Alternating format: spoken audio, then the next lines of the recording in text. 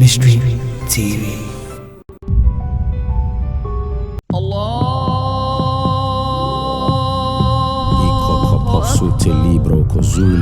In the name of Jesus.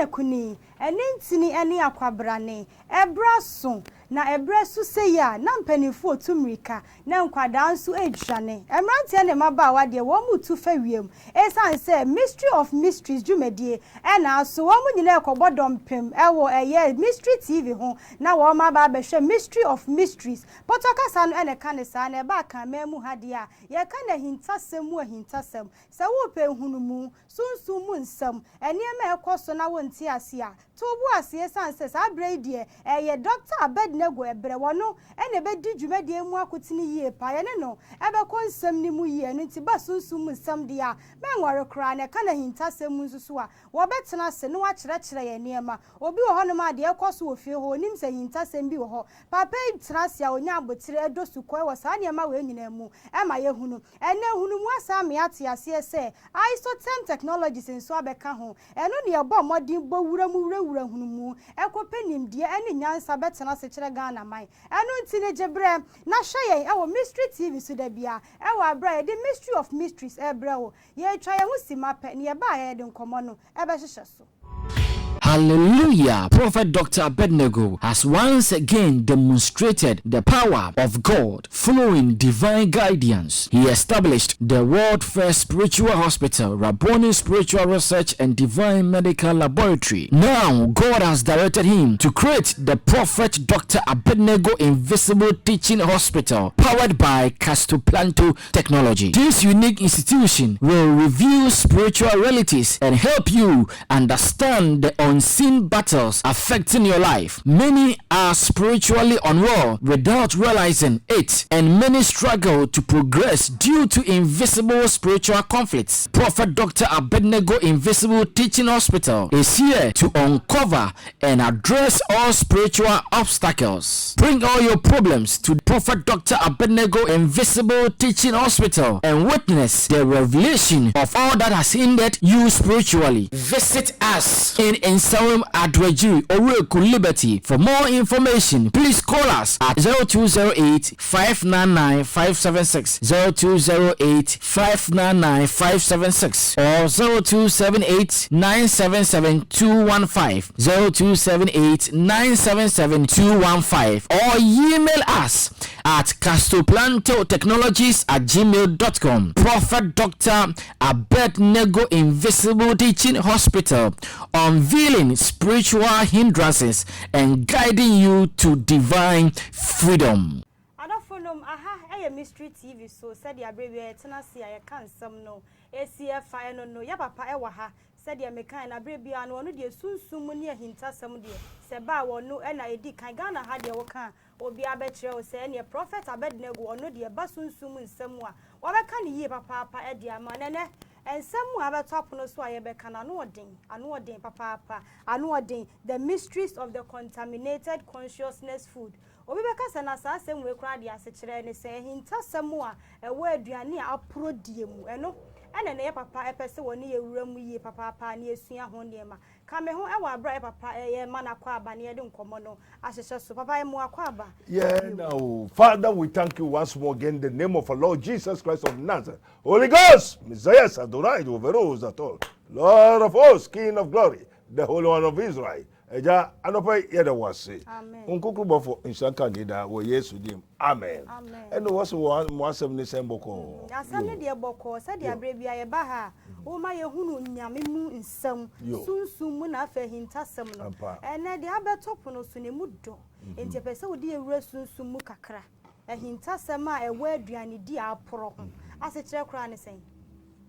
Yo, ni etene se say na center me catch them say na me was spiritual research isotem technology me gusu ye ma improve and join meeting yes am ko ni ye hu if say a buy baby say obi anhwe na aduandi mu ye afie wie ye baba wu what I say because bronya yi and watch aduane and watch achede and wo maniama na watch say o mamu wo nshira sen that ogie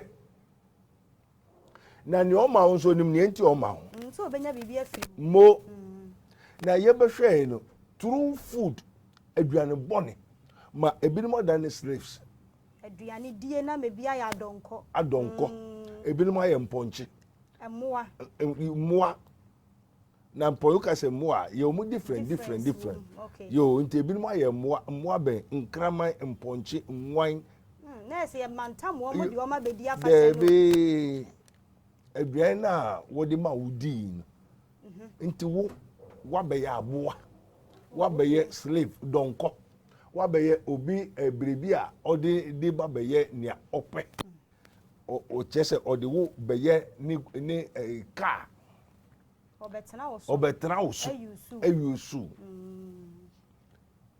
for example mankasa afibi soin asore ma awurade emeda washo osofo wayade enti bebre o krakum unim krakum ekwapemfu se krakum turkey kro no hanteni mu ani ade achade bai pa enam omoni ade pe na ehwa pa menim se na eja na hundeda o se try anwe pe na me ye din eja me study na nsanko bisai amfresh o se hwa abo na a turkey no enye turkey wokoto en no de ko bosomoso obi a waba awurade ho na awurade aboa na obeda ase a uto ade ne de ko duruso ansa no de bre onyame nipa mankasa life testimony na me de ho adanse ansa na yo awurade medase osenwe samfama ne wura no na wo frɛ asafo ma no wa ode kurokuro turkey kurokuro kukubai no beji wade na munko we otimi ba abonten so be ka ase ne dia wa ba se wa hunyo de suma ne no beji ena ni wode man no so kwae no so osofo ne se memfa bro osofo ne yire ne ma o asafo ba ne yire ne ma nyina agu asoro no mu a wanya nwu ne se wa peso kum ne ma onya stroke paralysis ne wawu asidon ba be das be to cement 50 bucks wow asidon ba be de radi asene se o de talk ni bre osofo na okum wi a so obe trans obere wase obekum onipa nye enti we aduane bone aduane bone nye se aduane na apro na de bre o na apro krokro na nti o ye obebega ze krokro no wapro efe na obekum na awe ede na ye aduane bone amen. The mysteries of the contaminated consciousness food. I intercede. Mankasa me life testimony in America when I begin to practice the kingdom of God.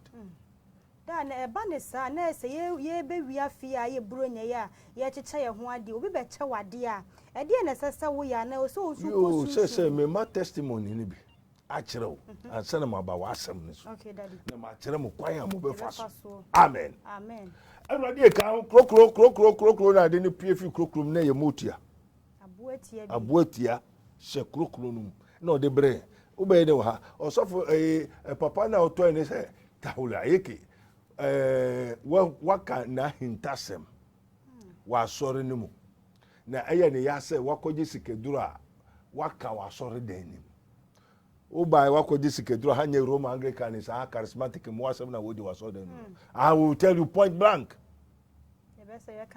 Repent! For we are in the time of repentation. One sacra sabri to be sacrabium. No correct. And this ye good animals. Into ono so betray. Hey.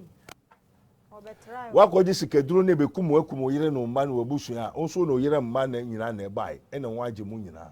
Wakoji sikedru nso ba fi ho ha wo yire no ma ase wo binim kwa no wi aye basa na ma sere Awurade na waje wo ne wo yire no ma na mo anya nwu edura wo to mu na wo baba bebo dam na waje mo a na ye be hwe in the source and the cause of the phenomenon in your house no say wakoji skeduro na e ba o so sa enu ni no so ade obo beje ni say obeje oyire no ma their das and to stop repent ni bufu okoto krokro me so me commande na krokro no we na nkese fi krokro no na aboa no aboatia motia oye spirit be ka kire me say ono teni baabi na papa ne koto de bai say me nchemu nti se me kum na menuawe a ankade na mabawe no motia no ubawi ubanua aduan no unim sa akoko ana krokro ogwan ntwi na owe na so spirit bi ba bewura mu a unya we pe ba betra wo mu asay life forever ntimi kura nyina won ebekun so no ya set say won program ni say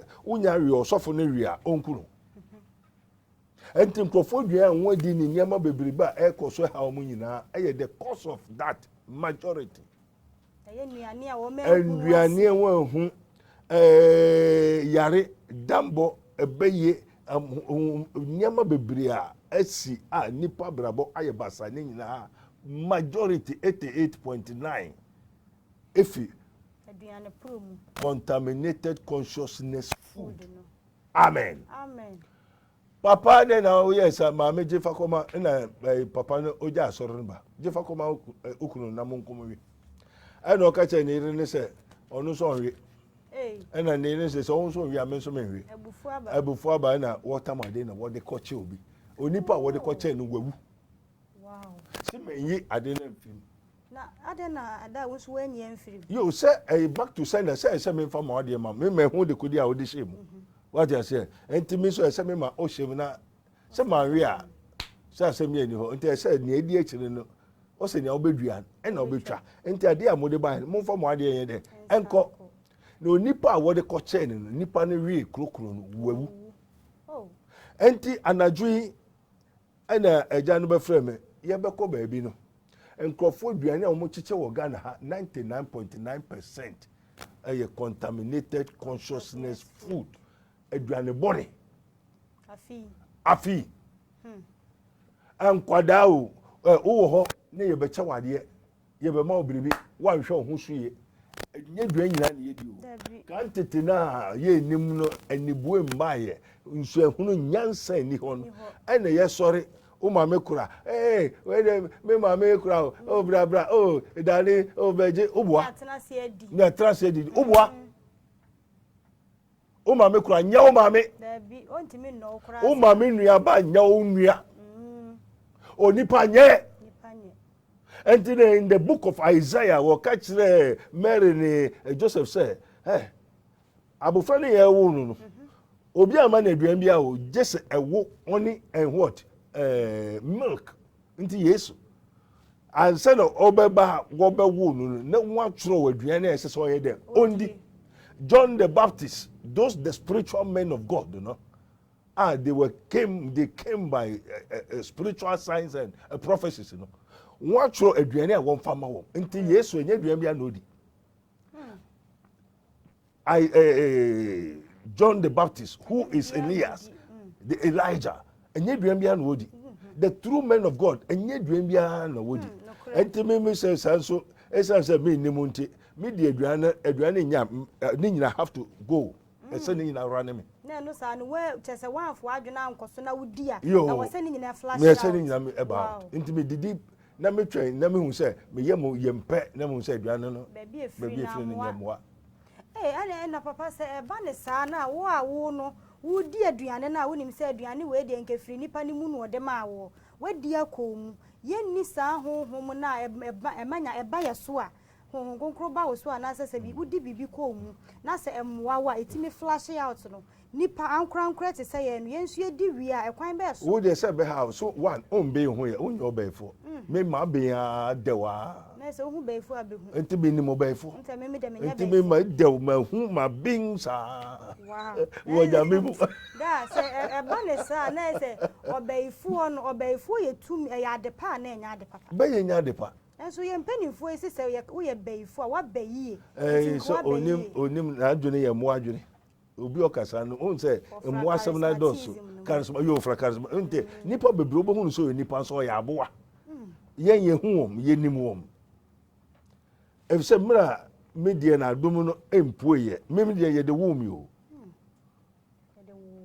what I say na me nim motia na ka kire so onyankopon ka me ho eye motia me na me ka me frɛ wo nyina me nko asoro me nya kristo ni o me nya sofo me nko bible school se me ko so bibi o because me hu ade fi me mu frase me ti asem fi me mu frase enti me be se me chinchin na me hu de kodi a e ma me ye de e ma me hu na ntu frɛ motia na wo frɛ ahonhom bebra me eda no interview bi a me no ye na wo ka se emotia bi aba millions of emotia enti se wo frɛ wo mo de a ene wo se nka wotimi srɛ se ewuo bi ba wotimi frɛ nipa ne honhom srɛ ma no no na so wo mfa wa kwam bi a me hye urade nsan wo de wa kwam ba ene ye kyekere nti ade se ye de akwa me hye so ade na nyame accident isi o ha owo ni ade ndo nyame hu ano oni ma no ni na wakobo na mane sa wo ba no nyame onim sa wo tike mu ba wo yo da waka kire no so tukwan e bia na wa nka ba tun sa wo tena ka mu aye bom paye wo bo dem pa na wo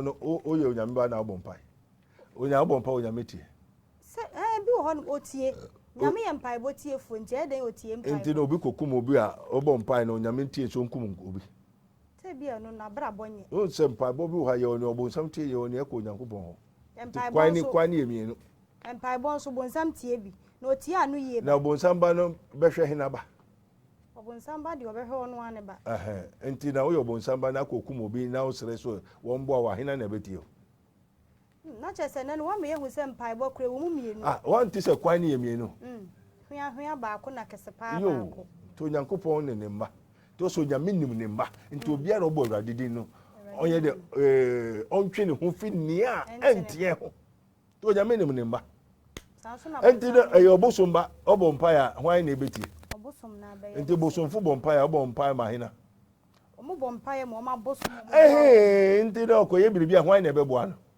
into nyame na etie no wow amen may say the mysteries of the contaminated consciousness food adults you say for lack of knowledge my people are destroyed perish afi aduane a wodi wo che nyina ye poisonous aduane bonne nkuto afi asoremu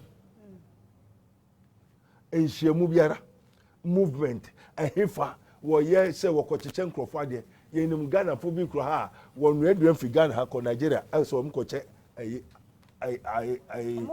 akoya doya ma ejanka ni Ghana ebi wo Ghana ha se bia na wa ya ma Ghana ha fo ano pese wo aturu asofo anu aduan fi Ghana ko Nigeria so ko ye denti aha no ode ma nkrofo na nkrofo no wu a wo be hu se wo na wo de aduane ba ni wo di ni wo wu yi enti wo de many aduane a sacrifice to make you slave, to kill you, maim you, sacrifice you through food.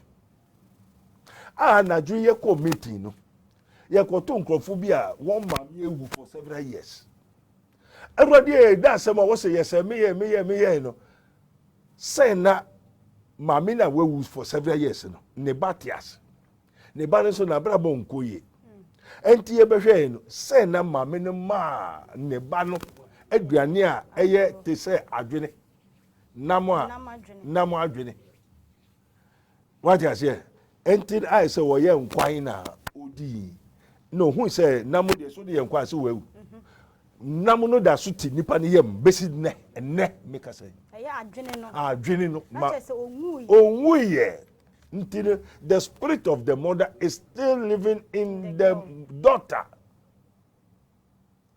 Sahaba ba no ni mame honhom a wewu mame ni wewu enso ne honhom e den etini mu denti wa man contaminated consciousness food or the enslave ne ba onwa ne ba enti mame ni wasama do but ne ba no kada so ye niema bi te sane mame no correct. She was controlled by the spirit of the mother. Because the spirit of the mother is upon him. As Jesus said, the spirit of the Lord is upon me. And Jesus said, I do nothing of myself, but what I see my father do, me nye biribi a mankasa mfa me ho. Na ne meja ne ye no, eno na me ye. Se Yesu gusu ye biribi a na eja ne ye, onu na oye dia. Na je se eja ne biribi ye dey. Ewo ni mu. Eno nti na afi kwa wie bi ewuwo ne dooso na na. Very good. Ye me se o ma waduane bi wo ha, wo do ye slave.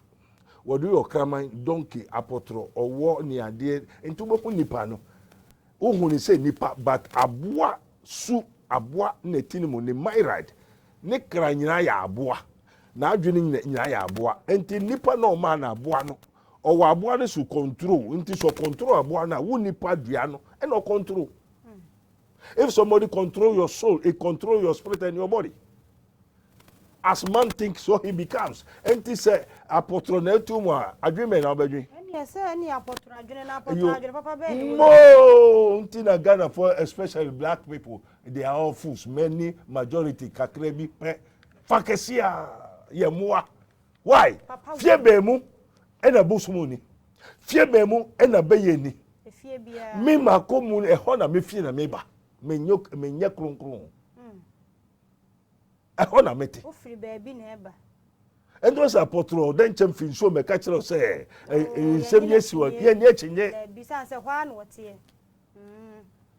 amen nyame hu ne mate na me di ho dance a me nim di daw a na dwun so won sa ko kire me ne ka just me go so spiritual a me use isotem no me woni material ho me woni physical me woni spiritual mbaje what you say ye wa ababi wo ha 7 ahaban bi wo ho a 7 na aba no kra utumi ye no so ya nwade no de no back door no wa kire ni bi amen but what you say enti no aduane a nipa di ena ma nipa bebre aye jimifo e wo Ghana ne aman anye wo wiase especially a bibi man black nation Elon Musk is not using God's spirit.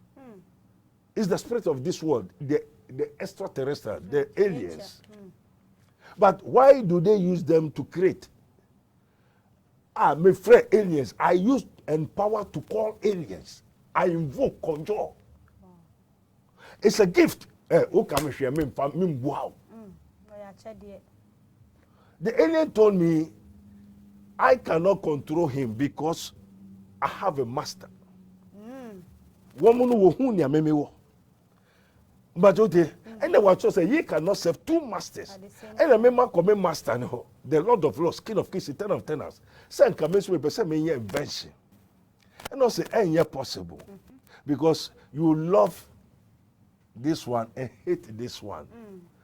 To me sumo ewura no mi no. Ntimi no mo pe. To me sum God and mammon. Obedo baako asim baako. And the moment I started a TV, so because I am now here. But the Spirit of the Lord does not do TV. Holy Ghost and ye TV. And also for your TV is not from Christ. Any invention it's not from Christ. The Spirit of Christ don't do TV because TV won't hear no. All you say no.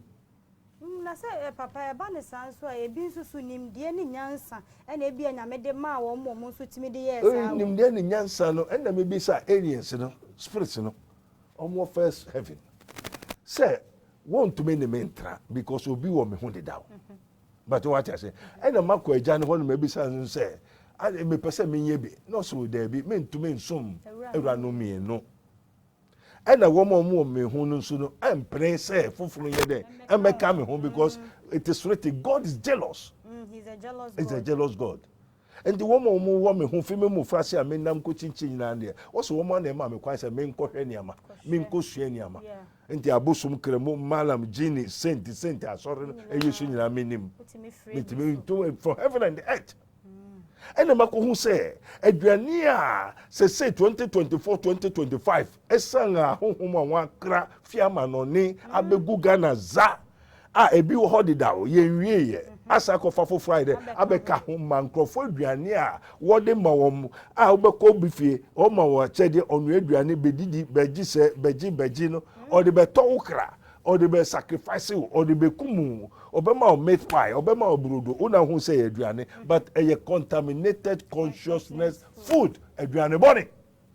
eno na ba be say say udi pe na betena wo udi pe na betena wo te say meat pie udi no una hu say meat pie e bia na ya apotro enti udi no efe na ade ne bedane apotro atra wo mu na say udi apotro no 20 years ago na apotro ti ase apotro so wedi an ono so 20 so onyini unyi no ede onyi nti na obedi no obedi anondi ni obe ya onya no ye na ni oma usa contaminated consciousness food no ono pese o hawa eno ani so tifie ka ho apotro nti apotro ne ba o de wo kra na eko yo pese o de ye ni bia no anti no o control kra no ka so ka ho ko wi ade koyese na apotro ne ba betra mu a apotro de wo ye den odo ye adwuma na baba ne say ni nyina ne wo mu na me de dade ya na wonsem no meti ase pa but ekokodru abontin aga na fo nsem wo mu bise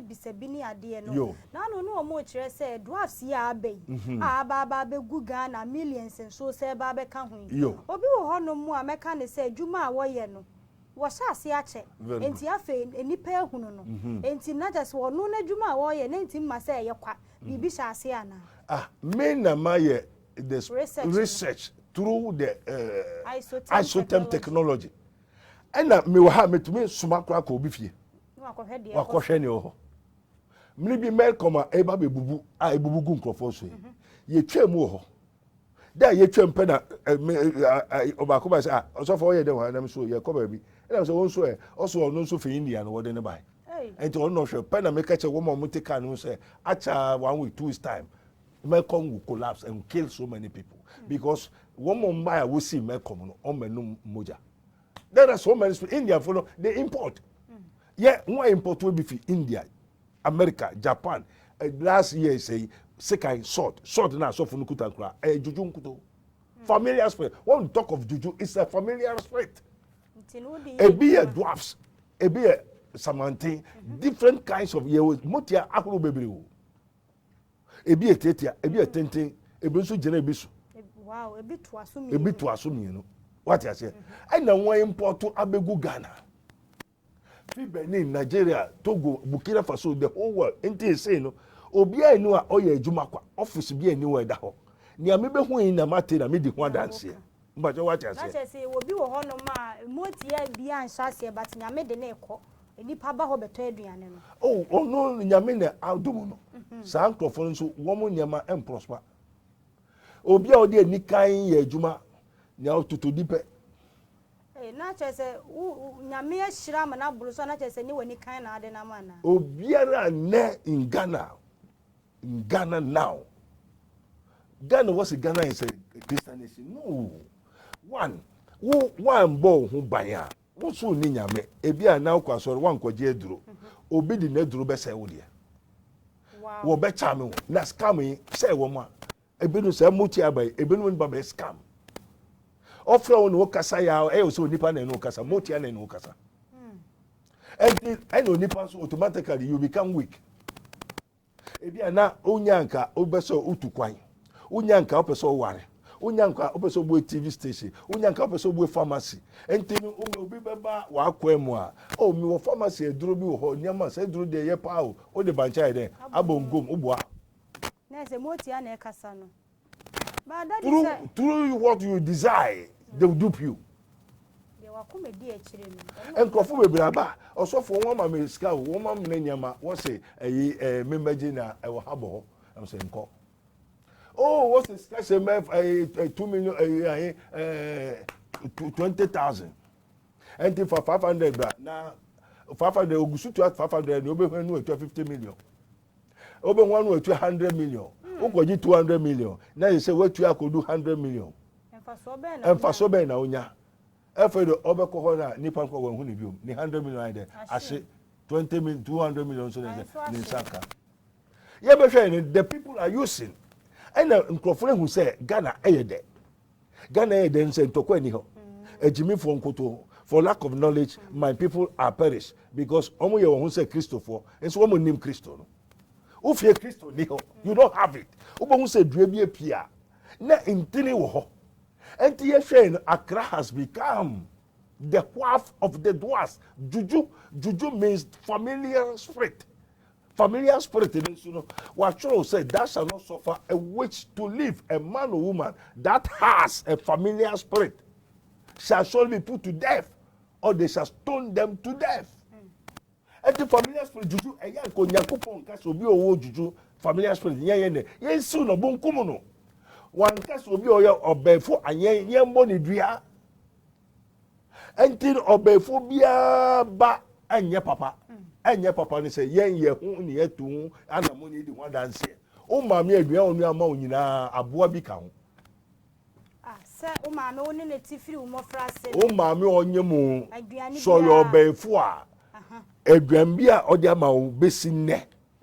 Kakra wo. Bo onya befo dia wo huson. Onya befo a huson ni se ne nua ni sister yo befo a wa ma obi. Kakra bem. Se o ma me nua bi mbema wa aduan da. Ondi o papa yere aduane da. Ondi o ma me kura aduane da. Ondi o sister aduane da. Wadi ni nyina bi sa akoye bu. Ente aduane no se enuanum wo ye 2 after 2 no before ba ko ka ho. Nokore efie bi amensa wo. Enkwada no ye enuanum 2 after 2 no before ba ko ka ho. Na me ameye metoso me ensa na. Yo, ni atibia ba ko waje de da. Efiri ana se efiri no. O se ansana menkensu be siniti ase na woni asase aka kira. Ndi ansana ye be wo abusuanu wo be abusuanu na wo de da. Na wo kan sem bi se obi ani honom a waye ade ama na wie pay a wode nani kan na ye sa asam no menti ase. Yo, o se man shall not live by bread alone but by every word that proceeds out of the mouth of God. Not by power, not by might, but by my spirit, says the Lord. Therefore, if you don't have the Spirit of God, what spirit will you use?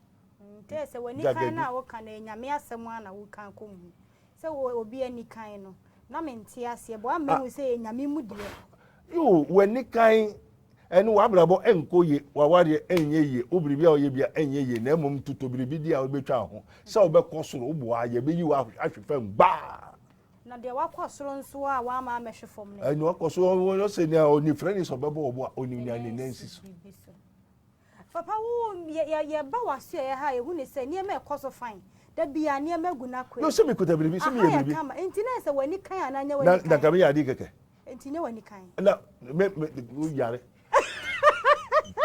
me fa me ni kan fa ye se amwa wow anu na me pese me hunu mu yie bo mama te de pese me kan na se me wo biribi wo bibi wo ho me fancy o wow me se fe me mo frase to me kuta biribi me wo biribi me fa nada ya aya mami bi kire se mani je wo dadi mani je niama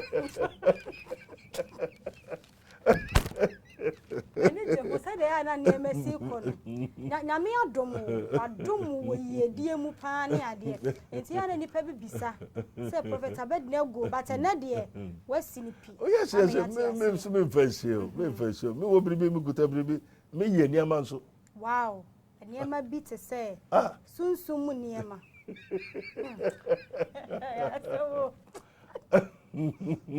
wow hey enebri say we are saying da hoke keke won say nia bebre efe na nkrofo gu so temase o correct me a correct it what at say yemfa yeni kan entrase what you say ni yentrase keke yembo bra ne keke what you say obra ye okun nti okunu wankwa ye de watu nsum enti no esese nsu no udware ana udware eho na oda eho na ote enti u beka se mempa nsu no mala u mame de nsum u papa de nsum na wo ya wo atu nsu no so you have to learn how to swim eni sa de obeto ye enti abrabo ni ya wo atu enti ne se usua how to fight to succeed and the strong shall survive sure enti next stores akese ho we dade celebrities was work on nyina won nyina but won nkwaso na betwa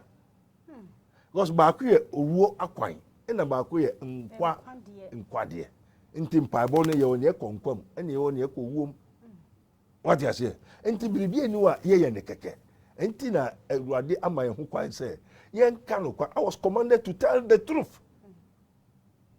What you say?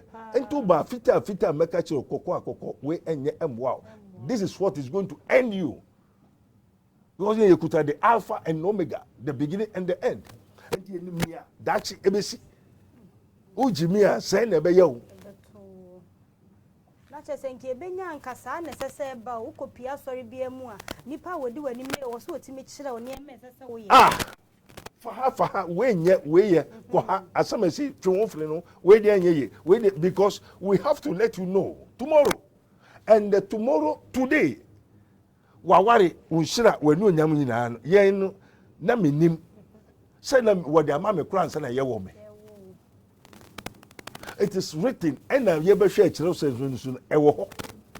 What you say? Say blessed be the God and Father of our Lord Jesus Christ, who has blessed us before the foundation of the world. And the ensure what the man son of what bosoro ni asase. Wow. And we yere ukuru umma wajuma wabrabo uyemudie wo send your bobe yo wiase na ye dia ma. And the wo no uyere ka wo. Eno na se wa anko ne sade nyame aka no na ne ma to sini no. Enti bebre abrabo ayira no because of what? The right sources. Enti won nya yere pa bebre nya yere pa enya kunu pa enya juma pa enya brabo pa, because ye will be ho a owani ye wo no to meji from sem ene ye obi o to me kataso obi o to me de kantem butu so enti bebre ye butu ya katan crofos na nu kosi brebe ya open unsanka ya open bom ena akofa enti tama wani be ti obehu say way is this the right way no na oni ma nyina ya semo na se enu ti na ohia biribi enfuani ka what you say enti na ni nyina no eye onyame na edema ye de wo ye de obiane na brabo ena wo nim nti jesse wo kire wo na wo kire wo so no wantie wamfa wo be kwan fa anti ade ye tufu no wantie a enti onipa na kwan eninimu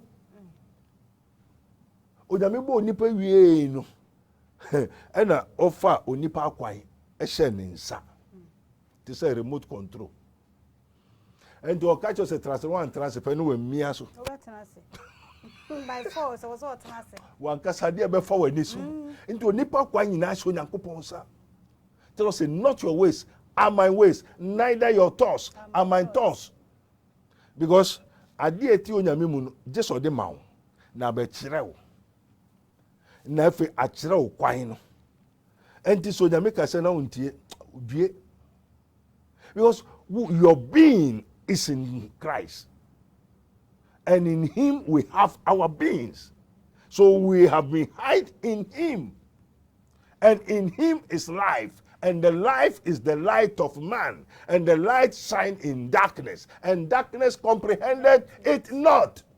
Onipa so ato Yesu onyame asem na akere onyansa wahifa nyame asem no apu sabri yegusu kase say aduanbone any ade obi to no kasa by heart, because that person for lack of knowledge my people are destroyed wise aduanin bi edi aduanin ayo nto na mo kraman ndehye ni mo muati amuankuto me say djuma mu efie mu ehefa offices obi hu so obi atumpon obi aniama yeye enyekwa asori bi nipa ye mu ma endra awurade papa bi bai okwa asori akese enne wogusu evangelist wogusu ade crusade kese ewo cycle akra ho baby hey osofo oda hwa no hu so osofo nyire ni obroni bompai kan wo obroni bra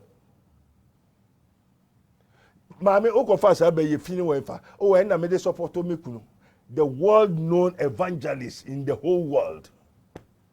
Now, kasa your before using the spirit of Molech, your before they suck the blood of the people, the church members. And why a ma spirit in FIFA, India. Now that doing say I saw for any be correct, join a home pa baby on bed 31st. As I said, Doma a be buswan on now mean to me money dom ewa bra bibianka one. Oh, money don't nanka me ho ye my. So say daddy a binum honor ma. Ghana ya discover ntem enti obre ne de ye hu ba se edoma pu akodi ne na ase Monim ye na yenim ye kire o se ba bia obo se nipa doso wo ho eye kakas enti me ma se bibi doso wo ho a eye ba bia eja ni no mo nyina betima akọ na jane wo ho a aha me ho ba me so a wo yo ba fo mekire wo ho o pa on tiase a ye besi bebre gwan fo bag gwan fi so no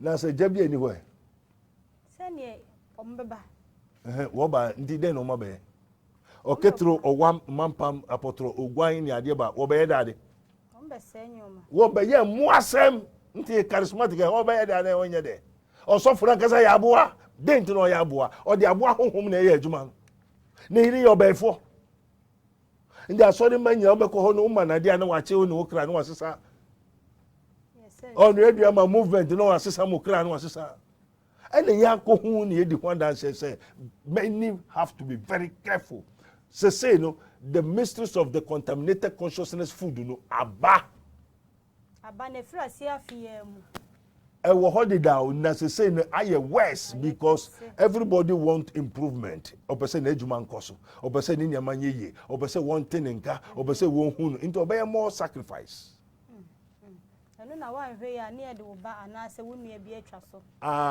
asore managasa wo wu ye ku on de bi ade sacrifice ya se wo because I feel of daddy ube wura sorry bia mu na boma enti Ghana fo bisa say wonsam a wo kan ya na ano ye omo hyedodo you because say ya mfa no kware na ma my cup runs over and it is full of truth to tell the truth sanya onipa be hu na kwan na twe ne hu finia ye de entie hu endo se Peter majew se wo de hu wi a je wo nuanom nso enti minu na me wo baabi ena Awurade ageme enti na ese me so anuanom kafo ese me ye de meji wom na no Awurade asem bai se na wo twen se anka me nuanom enso makoyi o na so Awurade ese da bia me ka me nuanom o so da bi aka wo nuanom na so me nuanom ne we o se Muslim fon o se Awurade na we wan ne kokasa so much Muslim ni sa aboa owo na ehye Mecca ho Mecca is not heaven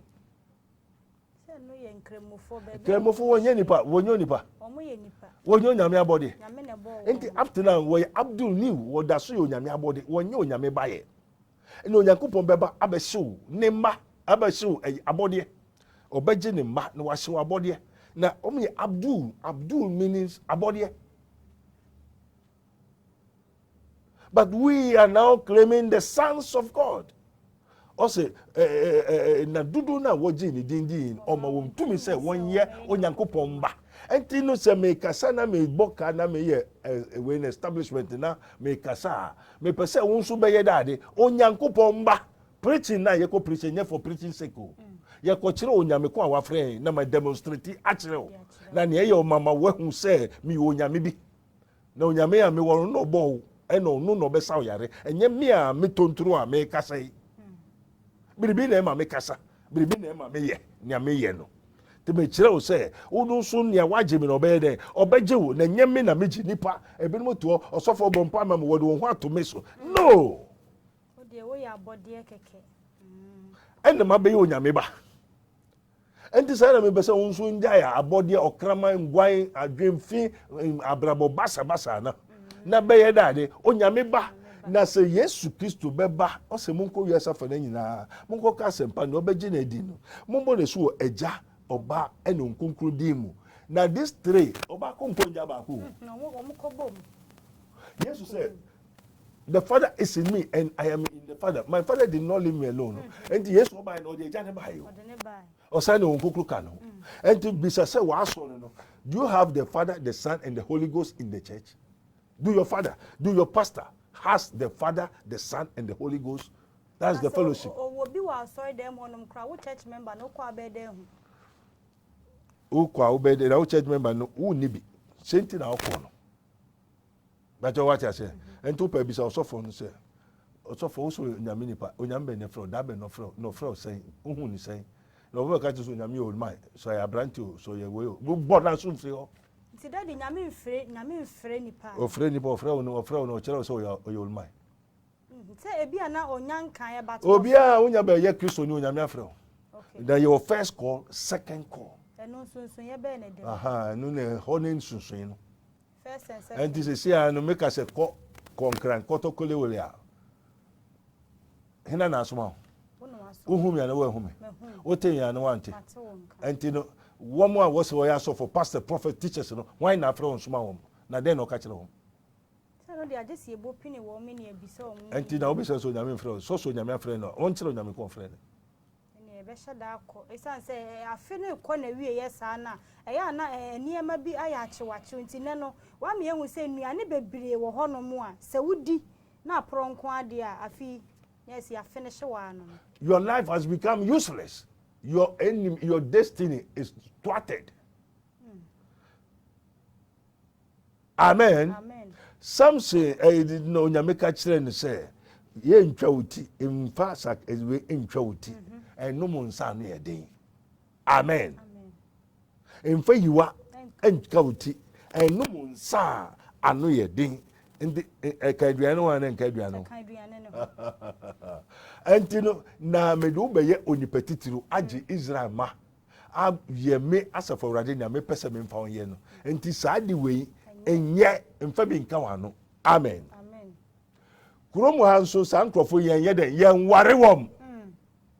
So se hwa na mpe. Antino Samson wodada na wandada no.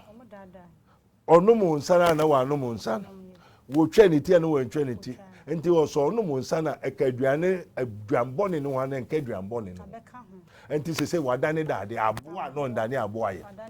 Enti wo betutu nani na wode na koya maburu na wode na koya nkwase ade aye no muasem nte muade eye nia onyame kan onyame na ya na Samson na ono wanye. Samson na man ho kai ma sa de. Enti chese onyame kan na onyame na ma okai no ambem. Waka na wona I4 plan Apollo what does the increase adiaka wona obegu sunsuo na ne nwachiro enyesa promo ye ware we ye mpa we ye ne se enyesa faha onyame na ode onipa kwai na nnam tutu yesi iye ene wode na kwai nso ama ne nkoa adifo oso nyame biribia onfa mfa ne nkoa adifo so enti ye won krofo a wom ye onyame nkoa adifo a wadom ye ndi na adom onyame honhom wo meso a woka adom ye onyame honhom na onyame honhom adom no we call it the mercy niso is the mystical name of Jesus Christ obisa adom woni so a no person say Yesu woni so na Yesu also akoje eduru bi adom ni nti enya bone enti na wo mo ko asori akese akoje eduru sa asori dan na say na so ti adom wo fa Jesus Christokraje kwa oyo onyame ba ndo eden ba ente muasem nti aso den no enye Kristofo na koje ke ba so hifo na enu mo eduroboni agoboni kusukusu papa makayo di kai agoboni abeyisam ni ade nyina papa mu hifo na ye sade ye Kristofo na ye ade wo ente Kristofo mo ye Nyankopon ba ye nyame ma oye nyame ma o se honhom ne di adanse esi ye Nyankopon ba nti ye di honhom na chi ne kwa sori. But who is from and the watcher say Roman 8. Also, there's therefore now no condemnation for those who are in Christ and are being already condemned. Afobu bi eni ho ma womo Kristo mu a won nante honam so. Umami obefo ebusudu eduto kusukusu papa mu akayo akoto busu ni bi moti a ye ton juju a ye di abaga na ye ton na o minister na o kwesida wakwa asore na so juju she wo office juju she o ka mu magic one asofo kuta sikai akuta ringo maniac ring tawakawa juju evil spirit familiar spirit or sofu biara. Christ did not give us kawa. Yesu Kristo amayen kawa. Also, the Spirit of the Lord shall come. Oka se kawa we ba be se okon. Kawa ba be se onsa. E na ho nkokro ba o se kawa mu. Me ye kora me wo to me frɛ ade de se kawa mu. Nti na me kire wo se kawa na ne. It's not from my father. Na che se wo papa de wa kire wo ne me to me ye bi. amankasa ma yebi ayekawa no ye ni aso no ye ben ye de duru ni ade nipa dompe kura ka ho ni ye de ye na kawa no ya ben kawa no ye de power awuram na mo de ayede o le wani mbre ye daddy wo kan sampa o na saa niema ni nyina be bowura kawa ni mu a mo de ye den se me ba ho me pa juma se ma chama me pa won so ma chama na o de we chijimi fo kwasia me yusu yan ma to atire say esa na wo so wadan no bon sam wadan ni aboa ndu hu ni pa na o bia wo so person ye ni ti sa aboa anye adumbi next is adumbi aduma Kristo to libiatale anti se wa mbi won Kristo mo bi be ye okwasia obeye wa aboa ti o se oben wo ho ye kotra Benin Togo Nigeria akohu niema ye obebi obeko tonto nipa nam nipa bribia ewo ne eye anti se obi kuta Bible every word of God is a spirit atumi di akire eye bribi to kwa so no so fun kan Bible na hu to na nya o hwe hu na ga hu so fio nipa ye muma eye mu asem nkuto ho no woje nkwa nka Mecca nka onyina ko heaven none of them that go to Mecca will go to heaven na ba ne say ya na asofo bia nso odwumadi anyamede ahye wo munsa ebi de wo pese utu kwan ko ho anyame beboa mu atu kwan wo pese wo ware a wo ko ho eno no etesen esu no enkwaje adom mesa adom no ye wo soro de ene ye wo fam de soro de ne ye Yesu to bi sa adom wo ne so na echi so pese o chese Yesu wo ne so Jesus is the mercy and what I say, Nyame humobo, onyame adom, on what is onyame adom, onu de kuri ofre na adom. Adom no eye onyame humobo. And ofre na adom, no nyame humobo, eye Kristo. Enti ebisa se on te sen ya wo se oyi ano sen. Enti o ka se onyame adom a, oyi ano se eye onyame adom, but wo kura onim de kuri ofre na adom. Yes, anya adom ni Kristo. Adom no. Onyame adom who to say onyame adom who to say onyame adom yes okay but you don't know adom no onyame ehumobo that's the mercy into the mercy no obi na sa obi na oye ehumobo mercy no that is Christ enti onyankopon ba be say wiase no osoma mercy no adom no enti na sabiri emra no enam Yesu Moses na bai but adom no enam Yesu Kristo so enti se ye wo adom na ase enti ye wo adom na ase a ye wo Yesu Kristo ase amen amen anu na betimi aboa ye wo pe ba bia adwane akwhye a Yesu pe ene woni pe wo se odwane ekwokwhye no enti nemotia ne tumi ahoro aba wo wiase no wangwan ankwhye adom na ase tue omu nyina betui afa wo so adini ase odida ye wo tu ho nge o mame ankasa mame wo nyina papa bi anim ya je wo hyebre wo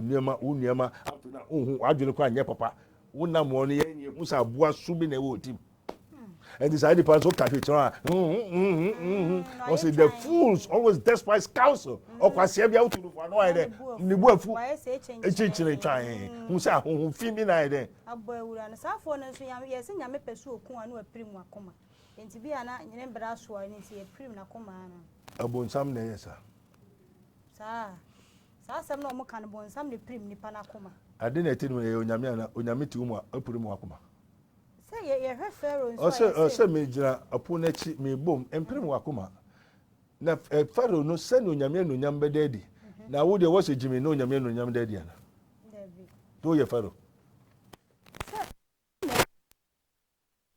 onye Pharaoh mfa ho nto Pharaoh nti Pharaoh hu enku na ye nenso ya na mafo ya banso ye enku amen daddy say no say the ensem na kɔ no wa ma yate ase na ensem bebre wo hɔ no mu ana edom bi pɛso wo mte ase na wo mate ase ene de wa ma ye ni age amen we program we one of my favorite program ni age papa e wo say de wusi kan ene no kure wo bi ama ye hu de o pɛso ka bia so waka wa fa bibia nsie waka bibia ama Ghana fo aso ate papa na ye bepɛsi ye di besi ha na mom ye sɔre so no wo bɛka bibi kakra afia so ye di bronya aduane kyem eniema tomu ni ade nyina tu ye fo kakra na ye nsɔre di ni so osoro ni asase ru ade nya so tu fo japa da wase ene kaya ye okura de juju obi oton koko obi oton ice cream obi oton pure water ene obi akọje mboa ọsọ ko peso ko boa won boa ene ye ofre tumi bi se na na boa me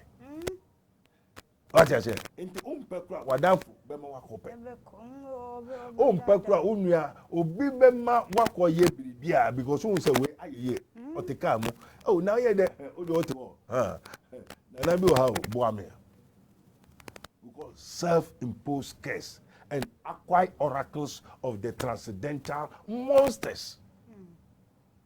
And also we should preach repentance. And the people are not yet to repent. Now no Erade say ba ni buafu Erade buafu say oba onyo bia. Then ti Erade bufu so esane a bosom njira ho befo njira ho hwinu ebeboa o. Na then ti asori dem nyina emoti anko. Asode ma ye koje nkwaje no eho ne wakofa akopake oil blue oil green ye ton we ni nyina ye imported and imported magician we ni nyina the spirit inside ye ton kawa no ne ade nyina ne niama ne rosary ne ade nyina the spirit inside ye Madonna ni niama wo Mary niama ye ton ni nyina ye dwarfs nyama e tunton wa so dem nyina enti say Erade oba on try fa enti also be fiase won fa aba no be fi fa so dem why they have turned the church the kingdom of God into the house of thieves denti we are toka obeso no so toka we are ye obeso no so ye enti aye competition enti obekọ ba bi na 1 year obeyeye na 2 years wewu a ope until obianye very careful. Say idea ayehu na ye mobo say no self-imposed curses no it is from our own parents. Jesus repeat that it is from your own house, meaning it is from your own family. Jesus always speaks in parables. My father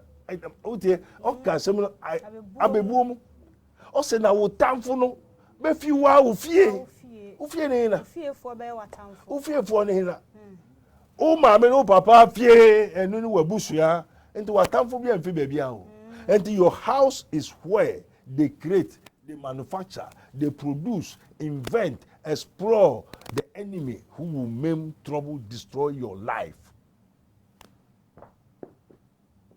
Enti no ababa bi bai oh Erade ababa yi na say then e ha no oh bra that's me dem wo me fie na ne na de ne bre me say on the okwa na on hihye ni nufu no on ton ne ho nti no obenya mamu ataba pa wataba to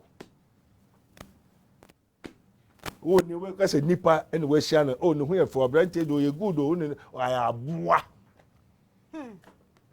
ya semu ema ni bebre papa bia ba na se nyina pro da asemu a osofo ababa no anya asem kito Erade tama oya abofra na ne nana de tomene to na ase ba me kote enye sa unya ware e no ko yito kire ko to kire se no wankoto ankire okwa ni boy ne kuntokwa no wasa akofa ase tese oya ofa shape na de na ewura no te pue na obedidi obepu afanfa opue fefa mo a na okodidi wi aware de wasa ya aba enti ne kunu no ba ne ho a ina no ne beda oni aboa no ayeka adofonom ya papa kasa bebre ene ensem bebre no ya tudwa megidi ye se wani age me so mani age ho papa ha mystery tv so ena woni yesi bo modern sa brebia na wo subscribe ya maye no like na wa share so dia maye bell no so ma remfi boso se be ya upload bia to ma won so betumi anya bia tie na wanya bia share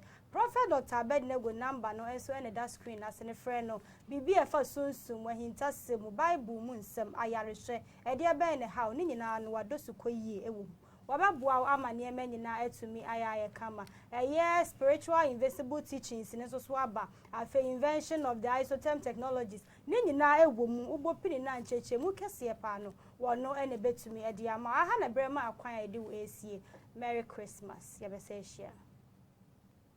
Amen. Yo. Mystery TV.